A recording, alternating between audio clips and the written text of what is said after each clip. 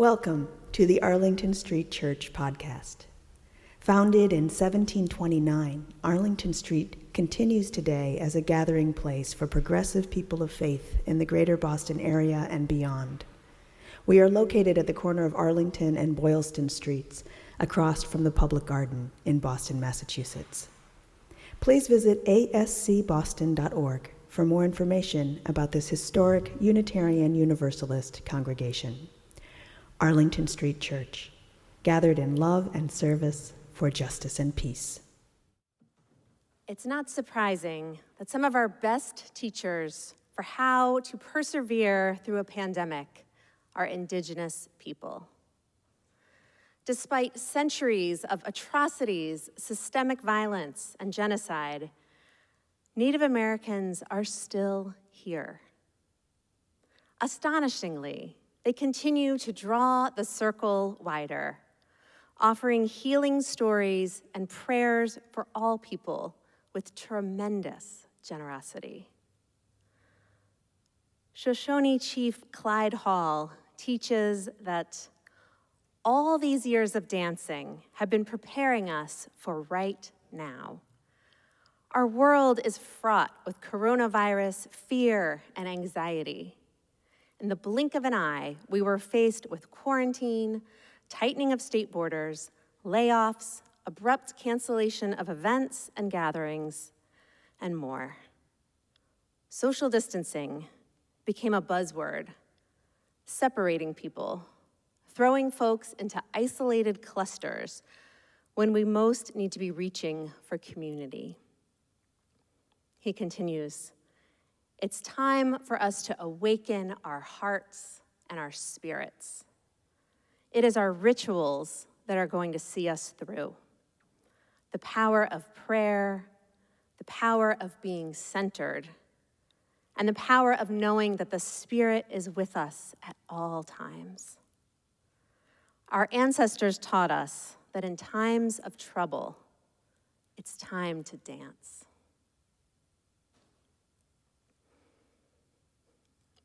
In the midst of a bitter desolation, the Ojibwe medicine man was visited night after night by the same vivid dream.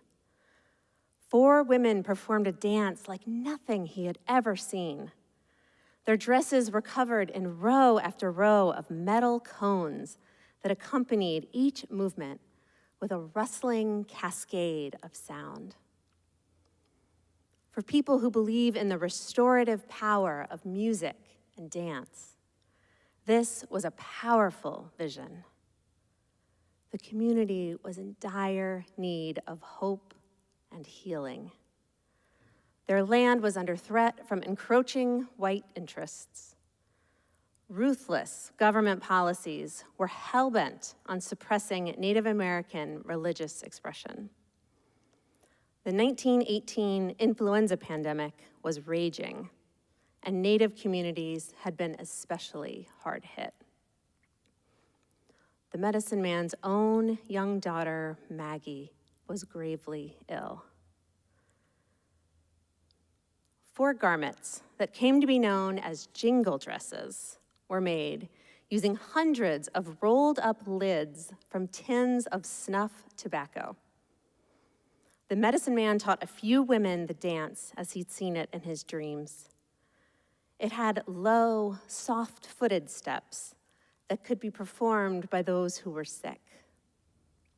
At first, Maggie was too weak to dance alone, so her tribe carried her. As she grew stronger, she began to dance on her own. According to the legend, Maggie was miraculously cured, and the healing tradition of the jingle dress dance was born. Despite the government's blatantly racist attempts to outlaw religious dancing, Ojibwe women in jingle dresses can be found in historic photos from the early 1920s and every decade thereafter. In the midst of the influenza pandemic, Ojibwe women leaned in to their role as sustainers of the community's health and spiritual well-being. As the jingle dress dance tradition flourished, it spread through Ojibwe territory and across tribal nations, eventually becoming a pan-Indian phenomenon and a powerful source of healing and pride. A century later, the jingle dress dance has become an offering to the global community ravaged by COVID-19. In the very early days of the US shutdown, the hashtag #JingleHealing began trending on Facebook. At the appointed hour on Saturday, March 14th, women in living rooms from Minnesota, Wisconsin, Utah, Colorado, Kentucky, Nebraska, Pennsylvania, and across Canada donned their jingle dresses and danced together. Mindful of the power of drawing on their cultural heritage to hold communities together in terrible times, the dancers said, "We believe in the healing power of music and dance. We say that dancing is prayer. When you become a jingle dress dancer, there's a responsibility that comes with it. You're dancing for the healing of your people. Every step you take is a prayer. When we dance, the tinkling of the jingles sounds like rain, like sacred and cleansing water. Today, we dance for healing and offer prayers that our scientists and physicians will be guided in finding a cure. The virus isn't going to have prejudice. It will affect all people. So this isn't just for us, it's for everybody. These prayers are for everybody."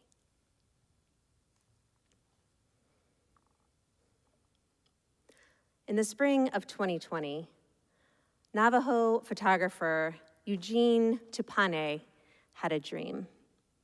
As he watched bison graze in a field at Yellowstone National Park, he heard the distant sound of jingles. One by one, jingle dress dancers appeared and began to dance with the bison to the rhythm of a silent drum. From this dream of beauty and peace, Eugene awoke to the tumultuous reality of racial strife, political polarization, and fear of a deadly virus that was rapidly spreading around the world. Eugene was inspired to use his gifts as a photographer to bring his vision to life through the lens of his camera. For his dancers, Eugene recruited his daughters, Dion and Erin, and family friends, Sunny and Joannie Bouguet, 4 discouraged young women whose plans of college, law school, and starting careers had been derailed by the shutdown. With little money and lots of faith, they launched Art Heals, the Jingle Dress Project. Eugene says, "On that first photo shoot, the girls and I learned how to work together.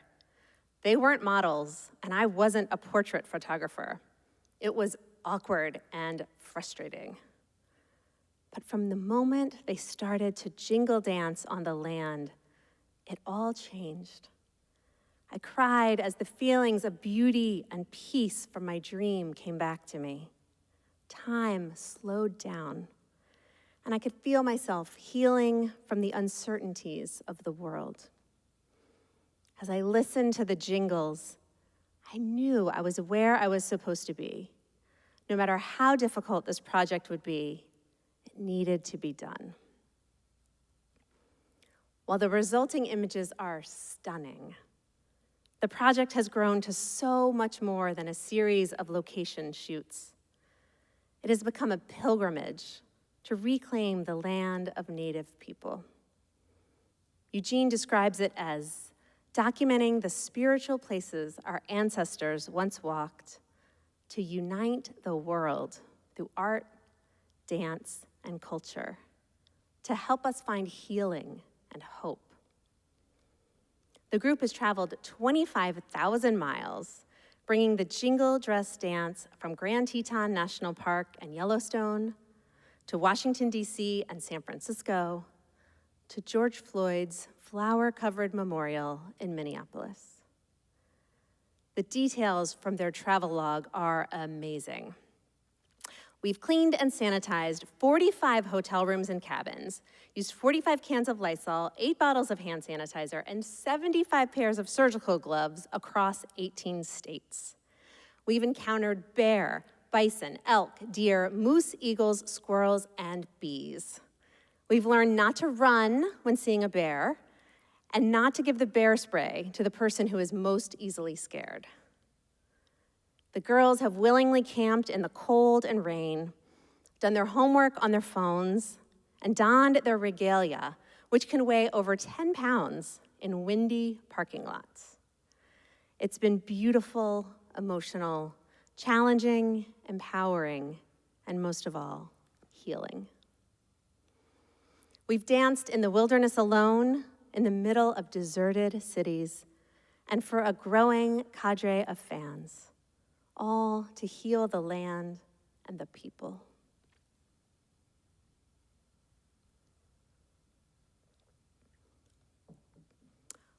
"30 years ago, Chief Clyde Hall began to revive the ancient tradition of the Natiyah, the dance of old, given to the Shoshone Paiute people for the healing, restoration, and renewal of Mother Earth and all her beings. When it was suddenly no longer safe to gather around the tree for the dance for all people, the community pivoted to what they call dancing from afar. As we gather as a spiritual community here in the ASC Zoom room, and as we begin to explore what it means to be a hybrid congregation, there is great wisdom for us in the guidance from dancing from afar. As we travel on this journey together, we are being called to be people of determined spirit. While there is no way to duplicate the experience of holding hands around the tree of life with our dance relatives, current worldwide circumstances call for us to broaden the range of our spiritual faculties and develop the tools we have at hand. Our combined, focused prayers are powerful. They have the strength to overcome. We have always had the ability to dance from near or afar. It is up to us to engage with the dance every day, nourish our connections, and stay fluid. Like water, we will continue to flow and change, with each dance member a drop, contributing to the strength of our direction and flow.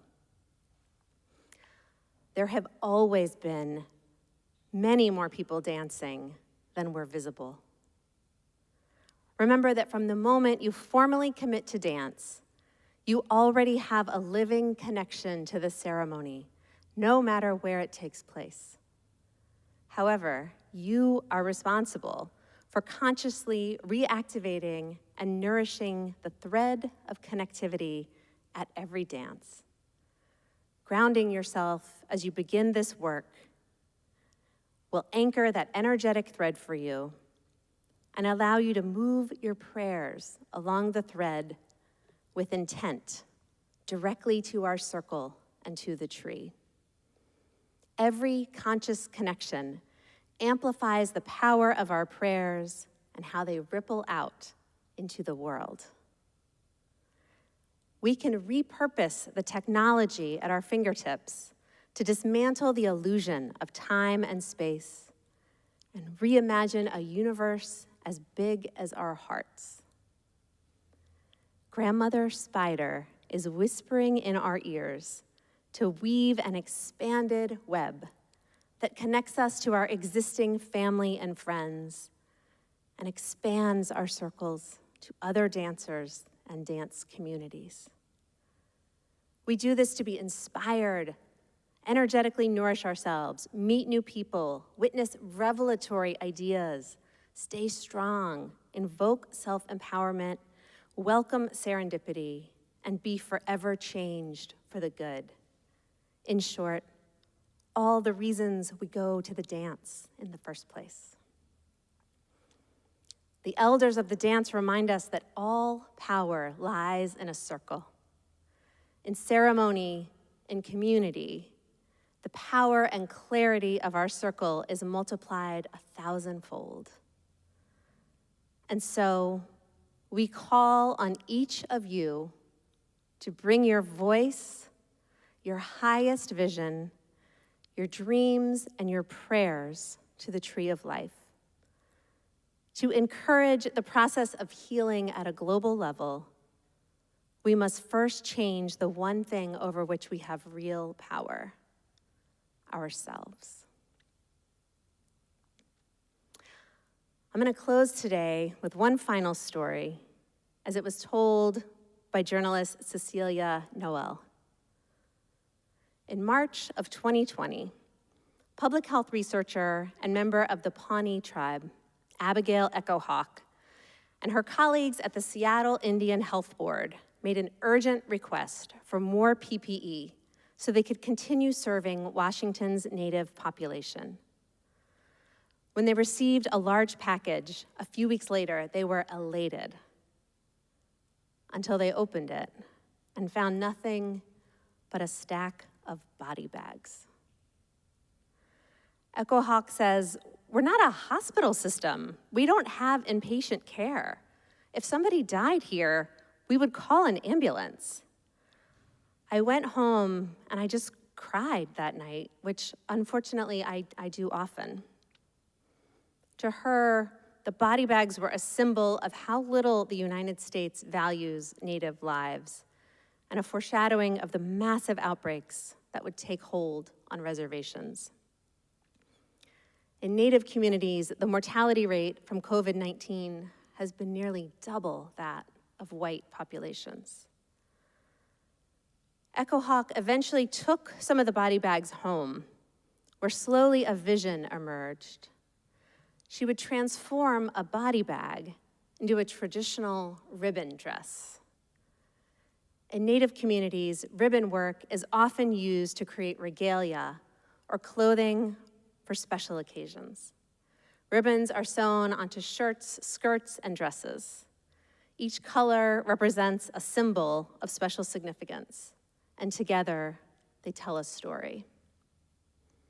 Echo Hawk's dress would comment on the ways that the pandemic has disproportionately impacted Native communities and honor the women whose lives have been put in danger by rising rates of domestic violence and assault.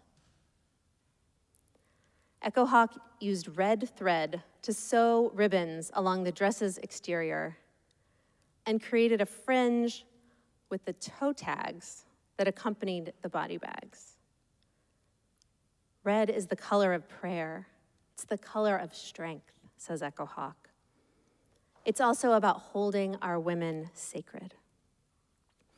Along the dress's neckline, Echo Hawk attached mirrors, a common element of cultural regalia meant to deflect injustice and reflect back any assault on Native women to those making the attack.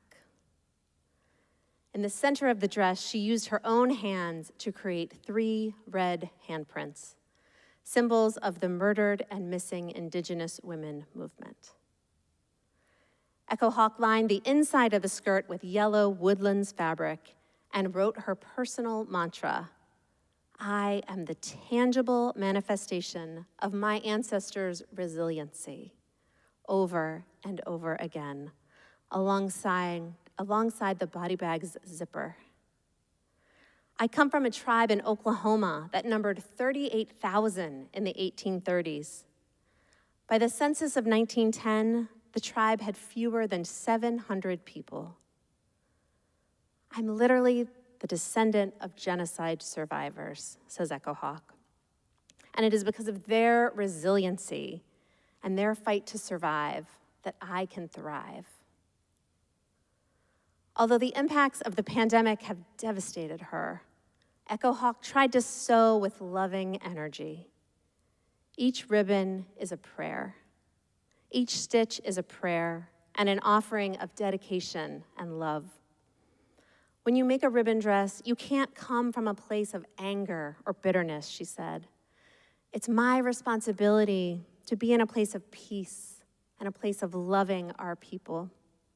And for me, that means advocacy and continuing to push for justice. After 9 months of work, Echo Hawk's completed ribbon dress is striking a chord. It was recently featured in Vogue and is being shown at the Indigenous Film and Arts Festival in Colorado this weekend. When she posted the final result on Instagram, Echo Hawk included the caption, "I'll never accept their body bags for our people. All I will accept is a world where we are thriving, ever continuing." My friends, on this day set aside to honor Indigenous peoples, may we take these lessons to heart.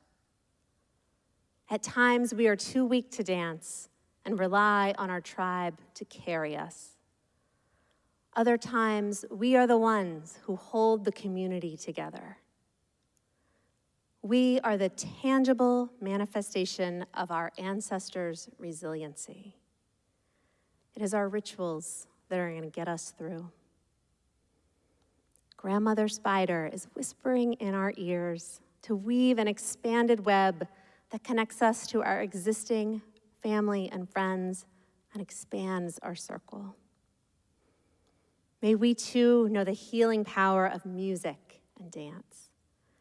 May we remember that dancing is prayer. In times of trouble, it's time to dance. Let's dance together. Amen.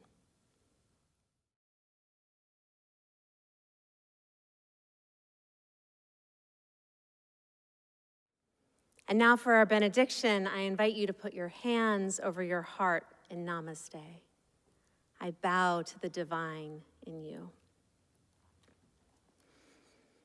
Our benediction this morning comes from Chief Clyde Hall and the Dance for All People. We are being called to be people of determined spirit. We can repurpose the technology at our fingertips to dismantle the illusion of time and space and reimagine a universe as big as our hearts. We have always had the ability to dance from near or afar. There have always been many more people dancing than were visible. We call on each of you to bring your voice, your highest vision, your dreams, and your prayers to the tree of life. Every conscious connection amplifies the power of our prayers and how they ripple out into the world. Amen.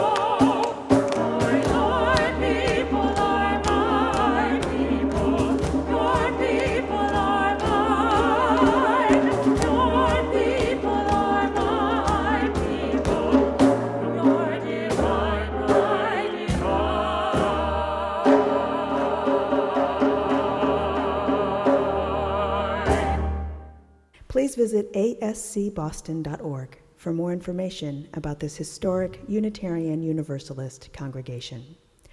Arlington Street Church, gathered in love and service for justice and peace.